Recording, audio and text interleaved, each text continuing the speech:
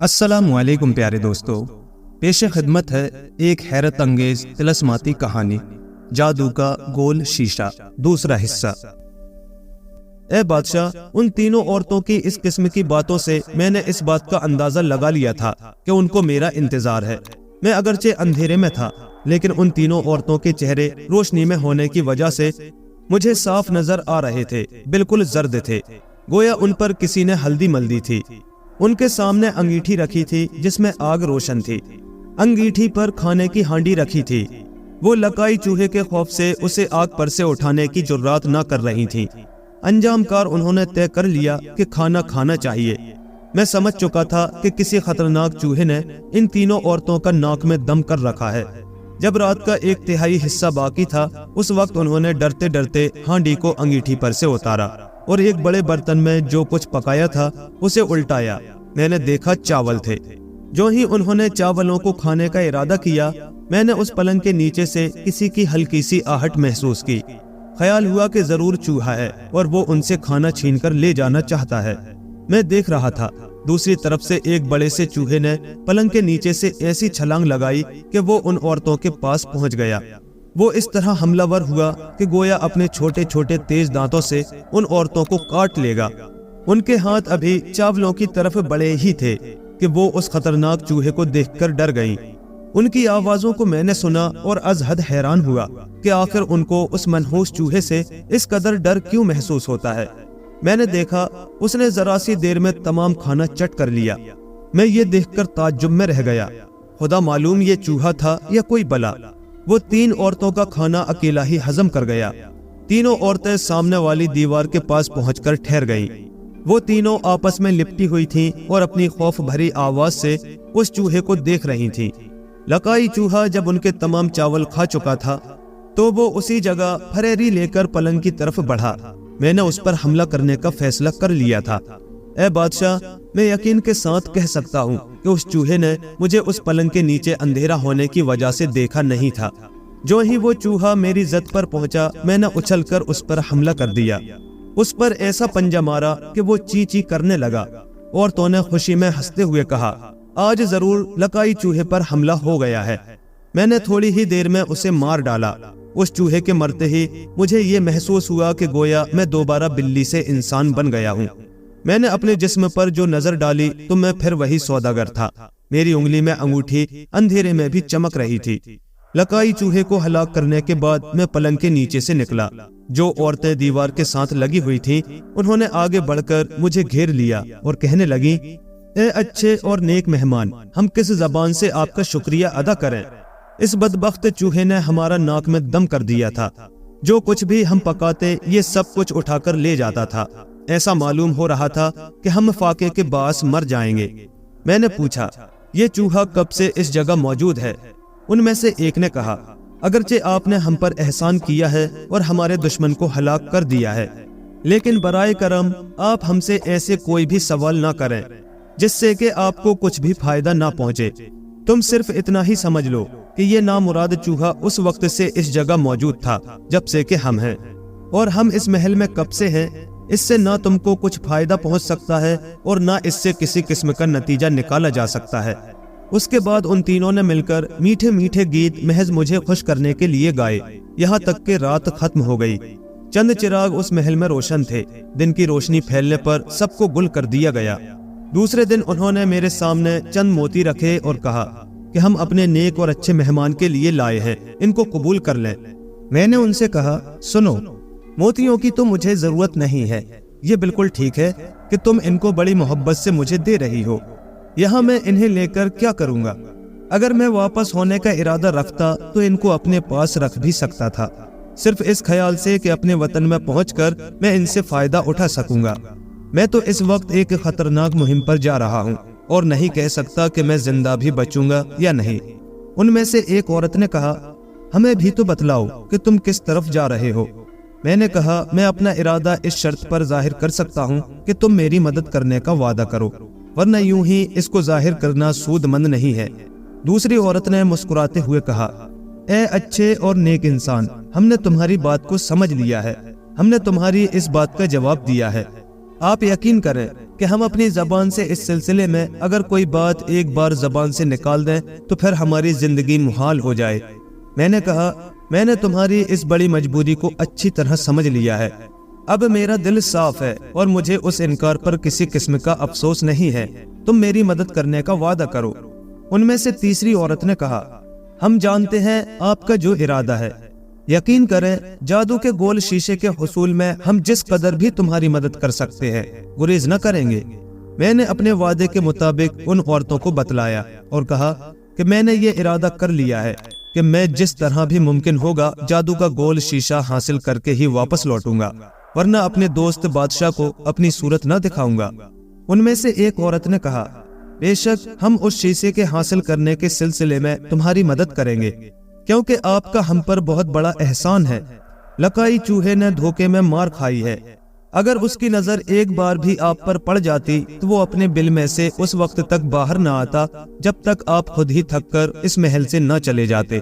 چوہے کو یہ معلوم تھا کہ کوئی شخص بھی 3 روز سے زیادہ اس محل میں ٹھہر نہیں سکتا، کیونکہ اس جگہ کی خوراک زہریلی ہے، نہ تو کوئی 3 روز تک بھوکا رہ سکتا ہے اور نہ کوئی انسان اس محل کی کوئی چیز کھا کر زندہ رہ سکتا ہے۔ وہ 3 روز تک اپنے بل میں رہ کر زندہ رہ سکتا تھا۔ خدا کا شکر کرو کہ آپ بڑی آسانی سے اس چوہے کو ہلاک کرنے میں کامیاب ہو گئے۔ اس نے کہا، اے نیک اور اچھے مہمان، ان چوہوں کی داستان کسی طرح بھی حاجی بابا کی کہانی سے کم نہیں ہے۔ میں نے کہا، ہاں، اب یہ تو بتلاؤ کہ مجھے اس شیشے کو حاصل کرنے کے لیے کیا کرنا چاہیے۔ ان میں سے ایک نے کہا، آپ کو کم از کم دوپہر تک اس جگہ ٹھہرنا پڑے گا۔ ہماری ایک بہن اور ہے جو ہم میں سب سے بڑی ہے، وہ ہم سے علیحدہ رہتی ہے، ہم اس کو اسی جگہ بلا لیتے ہیں۔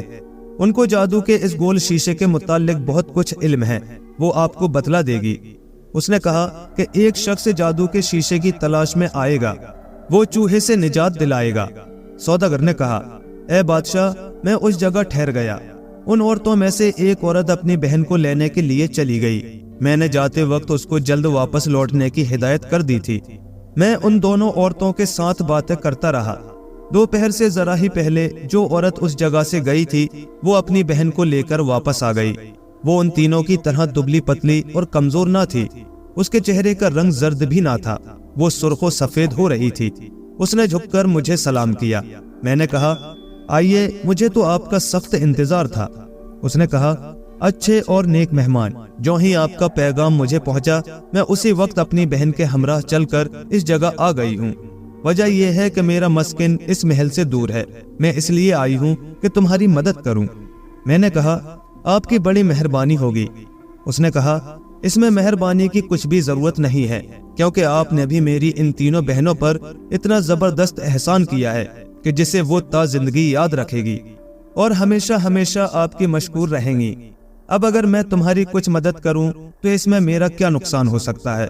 وہ باتوں کو طول دے رہی تھی اور میں یہ سوچ رہا تھا کہ میں جلد سے جلد اس راز کو معلوم کر لوں۔ چنانچہ جب میں نے یہ دیکھا کہ وہ عورت اصلی مقصد کی طرف آنے کے بجائے اور باتیں کر رہی ہے، جب میں نے اس سے کہا، اے خاتون، اگر مجھے بتلانا ہو تو بتلاؤ، ورنہ مجھے رخصت کر دو۔ اگر خدا کو منظور ہوگا تو میں جادو کے اس گول شیشے کو حاصل کر لوں گا۔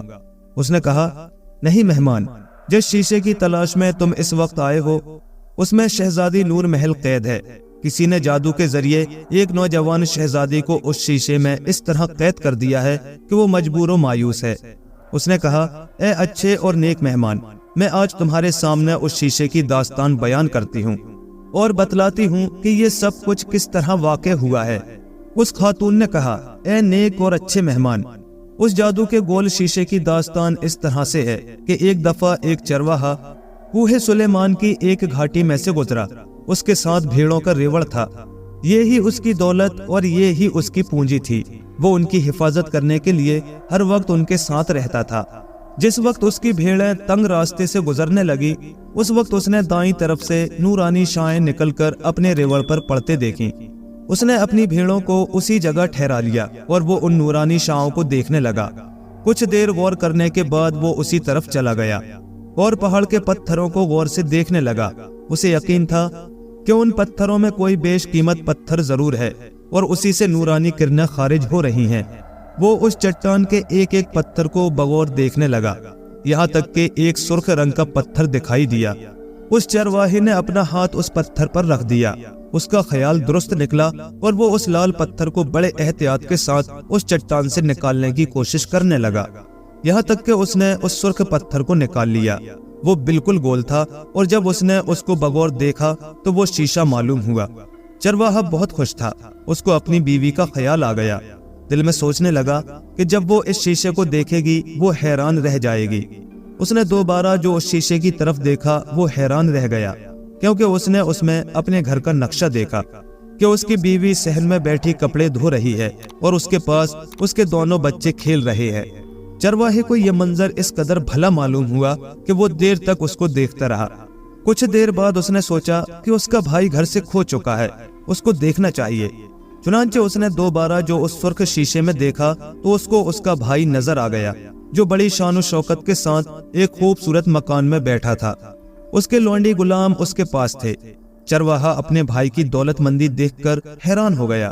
اس کو اس شیشے کے ذریعے یہ بھی معلوم ہو گیا کہ اس کا بھائی شیراز میں ہے۔ شیشے کی اس صفت کو دیکھ کر وہ اس قدر خوش ہوا کہ اچھلنے لگا۔ اسے یقین ہو گیا کہ گول شیشہ ضرور جادو کا ہے۔ اسے یقین تھا کہ وہ اس سے خوب فیض اٹھا سکے گا۔ چنانچہ اس نے رات بھی اسی جگہ گزار دی اور یہ بھی دیکھتا رہا کہ ان پتھروں میں کوئی اور بھی اس طرح کا شیشہ ہے۔ وہ دیر تک اسے تلاش کرتا رہا، لیکن اس کو وہاں سے اس قسم کا شیشہ کوئی دوسرا نہیں مل سکا۔ چنانچہ اس نے رات اسی جگہ گزاری اور دوسرے دن جادو کا شیشہ لے کر اپنے گھر کی طرف روانہ ہو گیا۔ وہ سوچ رہا تھا کہ جب اس کی بیوی اس شیشے کو دیکھے گی تو وہ بہت خوش ہوگی۔ اس نے کہا کہ اے بادشاہ، ایک جادوگر بھی اس شیشے کی تلاش میں تھا۔ اسے جب یہ معلوم ہوا کہ وہ کسی چرواہے نے حاصل کر لیا ہے تو جادوگر کو بہت غصہ آیا اور اس نے طے کر لیا کہ جس طرح بھی ممکن ہو وہ اس شیشے کو حاصل کرے گا۔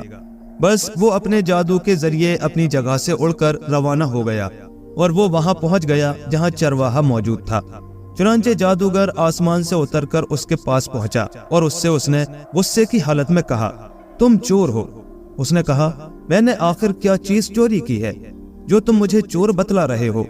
جادوگر نے کہا، میں نے کوہ سلیمانی کے ایک پتھر میں جادو سے بنا ہوا شیشہ چھپا رکھا تھا، لیکن تو نے اسے وہاں سے چرا لیا ہے۔ اگر تو اپنی خیریت چاہتا ہے تو اس شیشے کو میرے سپرد کر دے، ورنہ یاد رکھ میں تجھے جان سے مار دوں گا۔ چرواہے نے کہا، تم جھوٹ کہتے ہو، میں نے کوئی شیشہ نہیں چرایا، چور خود تم ہو گئے۔ جادوگر نے کہا، اگر تیرے پاس شیشہ نہیں ہے تو اپنی تلاشی دے تاکہ مجھے یہ معلوم ہو سکے کہ تو سچ بول رہا ہے۔ چرواہے نے کہا، اے شخص، ہوش میں آ، خدا معلوم تم نے خود کو کیا سمجھ لیا ہے۔ تم مجھ کو کمزور سمجھ کر دھمکا رہے ہو، میں تمہارا لحاظ کر رہا ہوں۔ جادوگر نے کہا، لحاظ تو میں خود کر رہا ہوں، تم نے محض بکواس کی ہے۔ اس وقت اس غریب چرواہے کو اس بات کا علم نہ تھا کہ یہ شخص جو اسے دھمکا رہا ہے جادوگر ہے۔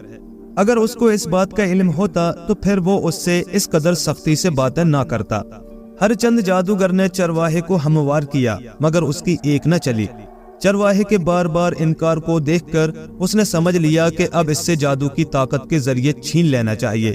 اس نے اپنے دونوں لمبوترے ہاتھوں کو اس پر جادو کرنے کے لیے اس کی طرف دراز کر دیے۔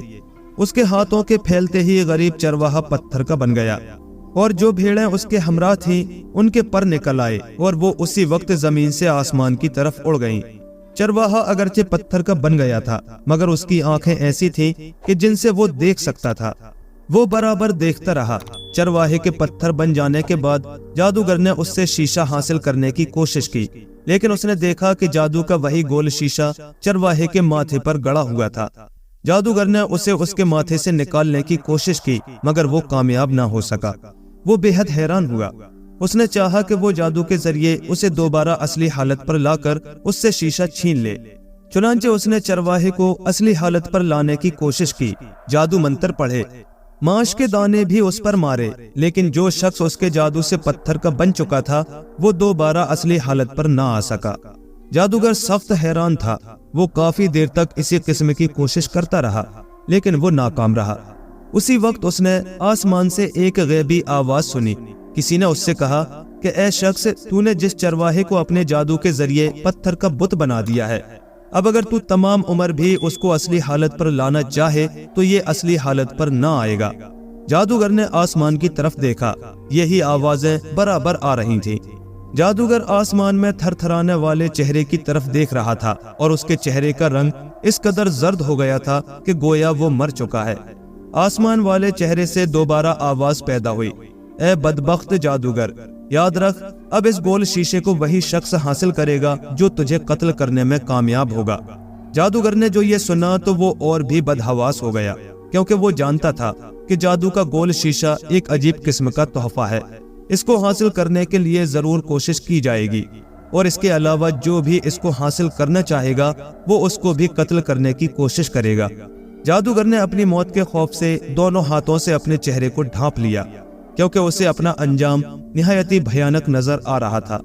جادوگر اسی حالت میں ایک طرف کو بھاگا چلا جا رہا تھا اور آسمان سے دل دہلا دینے والے کہکہوں کی آوازیں آ رہی تھی۔ اس نے کہا، اے بادشاہ، اپنی اس غلطی کی وجہ سے اس جادوگر کو اپنی جان کے لالے پڑ گئے۔ اس نے طے کر لیا کہ وہ خود کو کسی جگہ پوشیدہ کر لے گا۔ اس کے بعد عورت خاموش ہو گئی۔ اس نے میری طرف اپنی متانت انگیز آنکھوں سے دیکھتے ہوئے کہا، مجھے یقین ہے کہ اب تم نے یہ تو سمجھ لیا ہوگا کہ جس گول شیشے کو تم حاصل کرنا چاہتے ہو وہ کیا ہے اور کیا صفت رکھتا ہے۔ جب تک وہ جادوگر ہلاک نہ کیا جائے اس شیشے کا ملنا بالکل ناممکن ہے۔ اے بادشاہ، میں نے کہا، ٹھیک ہے، یہ تو میں نے سب کچھ سن لیا ہے، اب یہ بتلایا جائے کہ میں اس کو کس طرح حاصل کروں۔ اس نے کہا، یہ گھوڑا تمہیں ایک دریا میں لے کر داخل ہو جائے گا۔ یاد رکھو کہ جو ہی یہ دریا میں ڈوبنے لگے تم اس کی گردن کے بال مضبوطی سے پکڑ لینا۔ اس کے بعد گھوڑے کے ساتھ ایک سبزہ زار میدان میں پہنچ جاؤ گے۔ وہ جگہ بالکل ویران اور سنسان ہوگی۔ دن کے وقت وہاں تمہیں کچھ بھی نظر نہیں آئے گا۔ سبز رنگ کے پتھروں کی ایک پہاڑی تمہیں نظر آئے گی۔ جب شام ہو جائے تو تم اس پر چڑھ جانا۔ رات کے وقت وہاں تمہیں ایک طرف روشنی دکھائی دے گی، وہی جادوگر کا نشان ہوگا۔ تم وہاں سے پیدل اس روشنی کی طرف چلے جانا۔ وہ روشنی کسی ٹمٹماتے ہوئے چراغ کی مانند ہوگی۔ ٹمٹماتے ہوئے چراغ کی روشنی میں تم جادوگر کے قتل کا راز معلوم کرنے میں کامیاب ہو جاؤ گے۔ میں نے یہ سن کر اس نازنین کا بہت بہت شکریہ ادا کیا اور اسی روز وہاں سے روانہ ہو گیا۔ میں جانتا تھا کہ میرا سفید گھوڑا بہت جلد مجھے دریا کے پاس پہنچا دے گا۔ گھوڑا پہلے کی طرح بڑی تیزی کے ساتھ راستہ طے کر رہا تھا۔ تیسرے روز وہ مجھے لے کر دریا کے کنارے پہنچ گیا۔ میں نے گھوڑے کو دریا میں داخل ہونے کے لیے اشارہ کیا۔ وہ اسی وقت دریا میں داخل ہو گیا۔ جب سفید گھوڑا دریا کے درمیانی حصے میں پہنچا اس وقت وہ ڈوبنے لگا۔ میں نے اسی عورت کی ہدایت کے مطابق گھوڑے کی گردن کے بال تھام لیے۔ اس نے غوطہ لگایا اور وہ اس دریا کی انتہائی گہرائی میں پہنچ گیا۔ میں سانس روکے بیٹھا تھا۔ اس وقت یوں معلوم ہو رہا تھا کہ گویا میرا دم گھٹ جائے گا اور میں مر جاؤں گا۔ جب اس دریا میں سے میرا گھوڑا مجھے لے کر نکلا تو میں سبزہ زار میں تھا۔ اس جگہ پہنچ کر میں نے اس اونچی جگہ کو تلاش کرنا شروع کر دیا تاکہ میں اس روشن چراغ کا پتہ چلا سکوں۔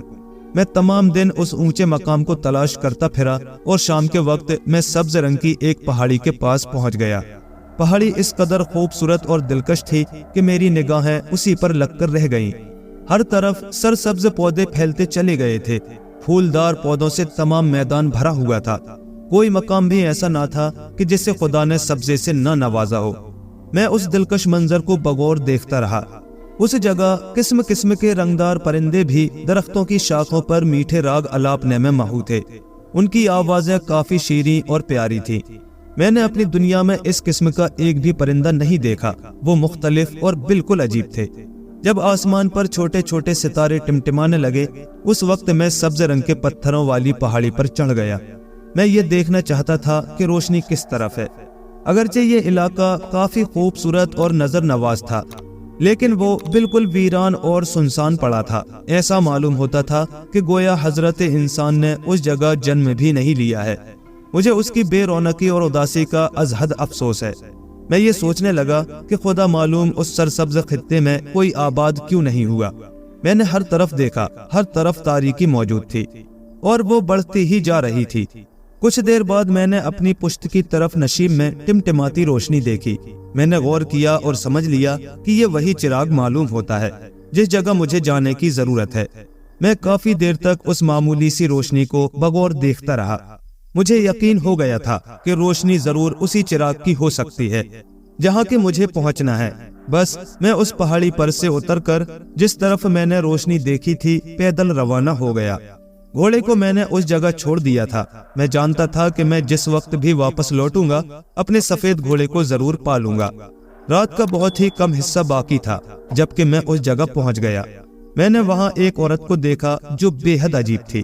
ऐसा मालूम होता था कि गोया कुदरत ने उसको सिर्फ निस्फ पैदा किया है। उसका निस्फ जिस्म था, एक हाथ और एक टांग। गरज ये कि उसकी सूरत का अंदाजा इस तरह लगाया जा सकता है कि गोया किसी पतली दुबली औरत को बिल्कुल दरमियान में से तराश कर उसे दो हिस्सों में तकसीम कर दिया हो।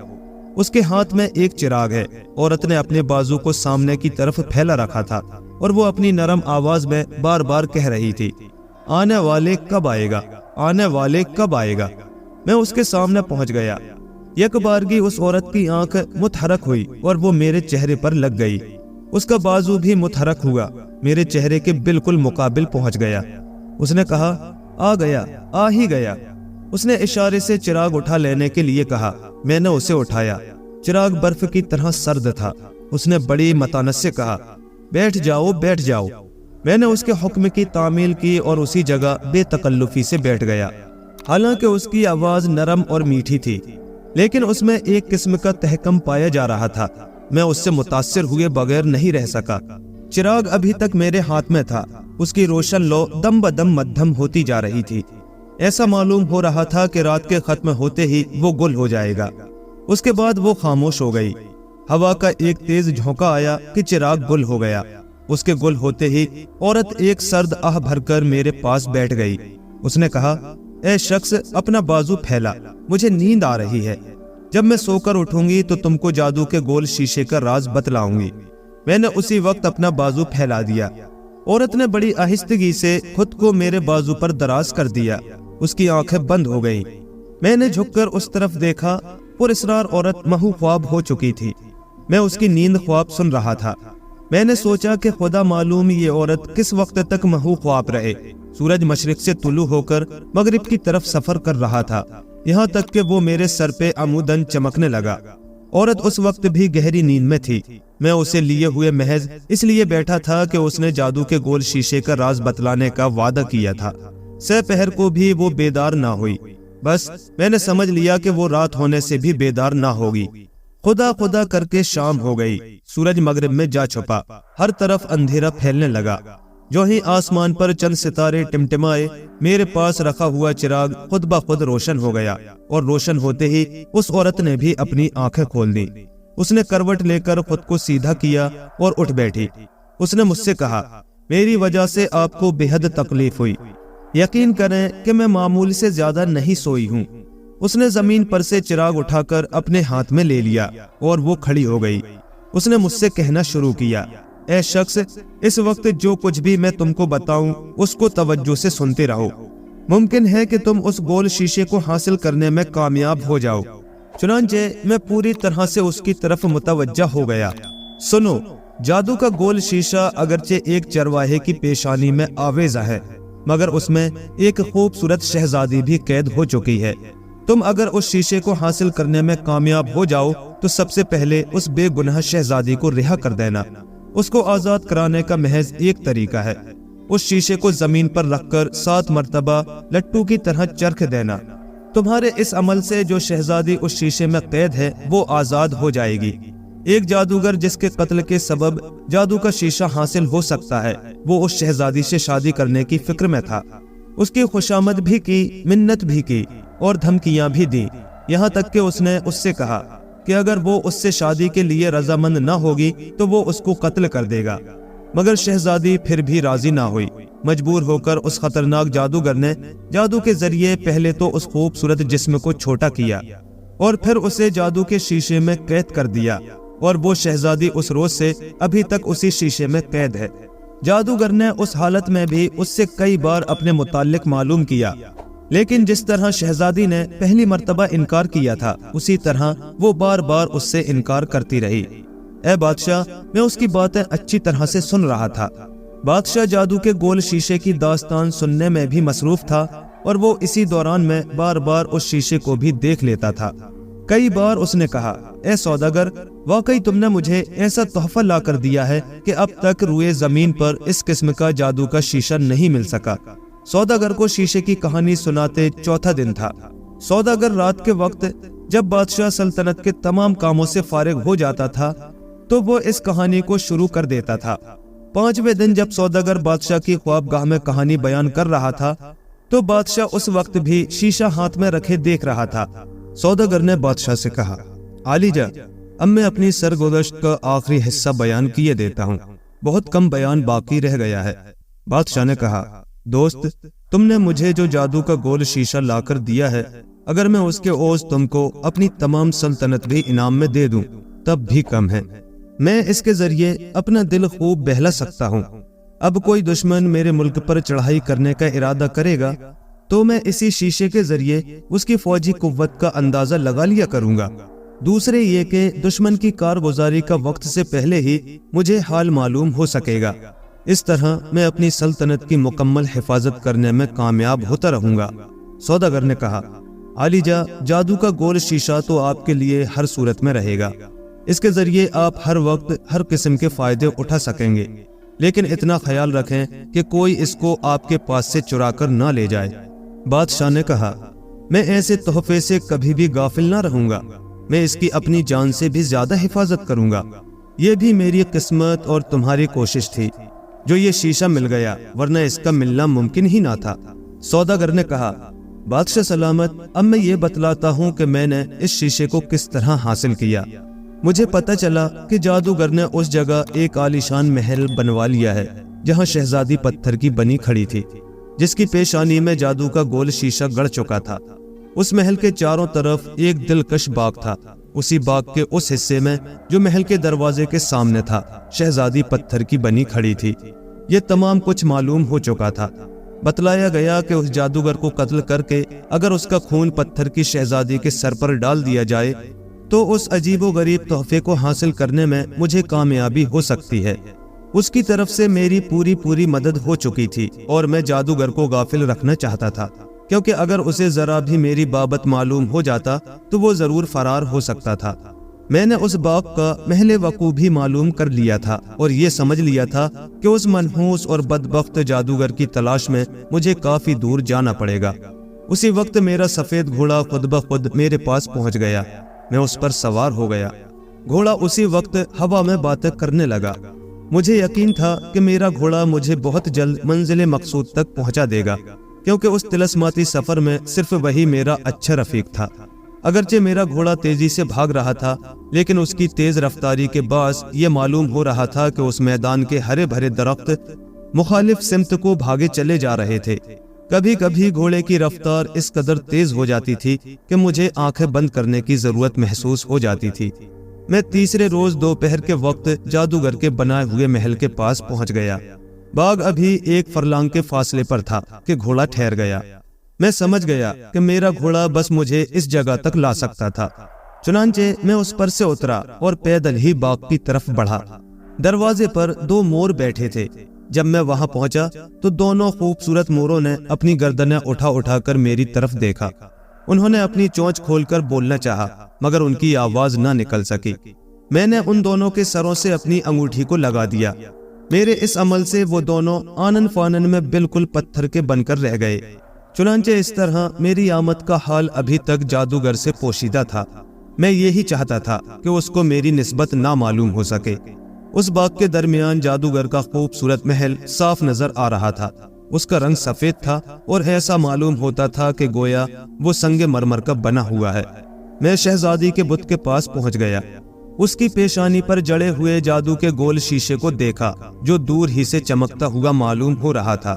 شہزادی بالکل پتھر کی بن چکی تھی کہ گویا وہ مردہ تھی۔ اس میں زندگی کے بالکل کوئی بھی آثار موجود نہ تھے۔ اس دروازے کے پاس ایک بڑا سا درخت تھا۔ میں اس پر چڑھ گیا۔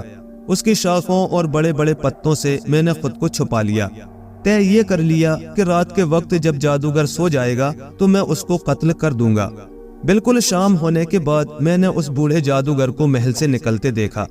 وہ شاید کسی ضروری کام کے باعث باہر آیا تھا۔ وہ اسی بت کے پاس پہنچ گیا۔ کچھ دیر تک وہ اس کے سامنے کھڑا ہوا، اسے بغور دیکھنے لگا۔ اس کے بعد وہاں سے پلٹ کر دوبارہ اسی دروازے سے اپنے محل میں واپس ہو گیا۔ اگرچہ میں نے اس نامراد جادوگر کو اچھی طرح سے دیکھ لیا تھا، لیکن وہ مجھے نہیں دیکھ سکا۔ میں اسی درخت پر چھپا رہا۔ آدھی رات گزر جانے پر مجھے یقین ہو گیا کہ جادوگر اب ضرور سو گیا ہوگا۔ وہ جب اس محل میں داخل ہوا تھا تو اس نے اس کا دروازہ اندر کی طرف سے بند کر دیا تھا۔ میں اسی درخت کی ایک لمبی اور مضبوط شاخ کے ذریعے کام لے کر جادوگر کے محل کی چھت پر اتر گیا اور وہاں سے بڑی آسانی سے نیچے بھی پہنچ گیا۔ ایک جھرے میں چراغ روشن تھا۔ میں نے خیال کیا کہ جادوگر ضرور اسی حجرے میں سو رہا ہوگا۔ میں نے ہمت سے کام لیا اور جرات کر کے اس حجرے کے اندر داخل ہو گیا۔ جس وقت حجرے میں پہنچا تو ایک بوڑھے شخص کو زمین پر سوتے دیکھا۔ دیوار کے طاق میں ایک چراغ روشن تھا۔ میں نے سمجھ لیا کہ جس جادوگر کی تلاش میں اس جگہ تک آیا ہوں وہ یہی ہے۔ چنانچہ میں نے اس کے نزدیک پہنچ کر خنجر کی سخت ضرب سے اسے اسی وقت ہلاک کر دیا۔ اس کے سینے میں سے جو خون نکلا وہ میں نے دونوں ہاتھوں میں لے لیا۔ جادوگر اس قدر کمزور اور ضعیف ہو چکا تھا کہ وہ اپنے منہ سے آواز بھی نہ کر سکا۔ اس نے اسی وقت دم توڑ دیا۔ میں خون لے کر اس طرف بڑھا جہاں مجسمہ موجود تھا۔ چنانچہ میں نے جادوگر کا خون اس بت پر ڈال دیا۔ وہ اسی وقت گر پڑا اور گرتے ہی چور چور ہو گیا۔ جادو کا گول شیشہ علیحدہ جا پڑا۔ میں نے اسی وقت اس کو اٹھا لیا۔ اس میں شہزادی نظر آ رہی تھی۔ وہ اداس اور غمزدہ سی تھی۔ میں نے اسی ہدایت پر عمل کیا۔ جادو کے گول شیشے کو 3 بار لٹو کی طرح گھمایا۔ اس میں سے شہزادی باہر آ گئی۔ ہوا لگتے ہی اس کا قد بڑھ گیا۔ وہ بالکل آزاد ہو چکی تھی۔ اس نے میرا بہت بہت شکریہ ادا کیا، اور یہ ہار جو آپ اس وقت میرے گلے میں دیکھ رہے ہیں یہ اسی شہزادی کا دیا ہوا ہے۔ جادو کے شیشے کو میں نے حفاظت سے رکھ لیا، اور جو شہزادی اس میں سے نکل کر آزاد ہوئی تھی وہ اپنے ملک کی طرف روانہ ہو گئی۔ اس کے آزاد ہونے پر مجھے بے حد خوشی ہوئی۔ اے بادشاہ، اس طرح اگرچہ میرا کام ختم ہو چکا تھا، لیکن اب صرف یہی تمنا تھی کہ میں کسی نہ کسی طرح اس تحفے کو لے کر آپ کے پاس پہنچ جاؤں۔ بادشاہ نے جادو کا گول شیشہ حاصل کرنے کے بعد سوداگر سے کہا کہ اب تم کو کسی جگہ جانے کی ضرورت نہیں ہے، اسی محل میں رہو۔ میں تم کو اپنے برابر سمجھوں گا۔ بال بچوں کو بھی شاہی محل میں بلا لو، وہ سب شاہی خاندان کے ہمراہ رہنے لگیں گے۔ سوداگر بہت خوش ہوا اور وہ تیار ہو گیا۔ چنانچہ اس نے بادشاہ سے اپنے بال بچوں کو لانے کے لیے صرف 1 ہفتے کی مہلت طلب کی، اور وہ اس جگہ سے چلا گیا۔ ہم ان دونوں کو اسی جگہ چھوڑ کر ملک پرستان کی داستان بیان کرتے ہیں۔ پیارے دوستو، اس کہانی کا تیسرا حصہ انشاءاللہ اگلی ویڈیو میں پیش کیا جائے گا۔ یہاں تک کی کہانی آپ کو کیسی لگی ہمیں کمنٹ کر کے ضرور بتائیں۔ پسند آئی ہو تو لائک کریں، شیئر کریں، اور ایسے ہی مزید دلچسپ قصے کہانیوں کے لیے ہمارے چینل کو سبسکرائب ضرور کر لیں۔ شکریہ۔